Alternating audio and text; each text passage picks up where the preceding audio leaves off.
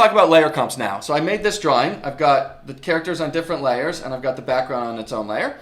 Now, layer comps is a tool that basically takes a snapshot of whatever layers are visible. And the way you can access layer comps is through Photoshop Windows and layer comps right there. So you can see mine's already checked because it's visible. Right now, if I want this to be my first panel, what I do is I go ahead and I hit this button, which creates a new layer comp. And it gives me this window here. The very first time you create a layer comp, you want to make sure all of these three things are checked. And what that means is not only is it going to take a snapshot of what layers are visible, it's going to remember the visibility, meaning the opacity, the position, meaning where you placed those layers, and appearance, which toggles the layer style if you're triggering something from a normal layer to a multiply layer. You hit OK, and you can see here it made layer comp 1. Now, when you check those three boxes, every time you go back and make another new one, they'll already be checked. So you don't have to check them every time, but make sure you do it the first time. So we've got our first layer comp, our first panel. What I'm going to do is I'm going to create an onion skin, and let's say this boy is going to wave and walk off. He's going to look back to the boy as he's walking. He's going to wave. All right, see you later. Deselect my onion skin. I'm going to deselect my character from the first one. I'm going to make sure I shade him in and fill him in so there's continuity between the panels.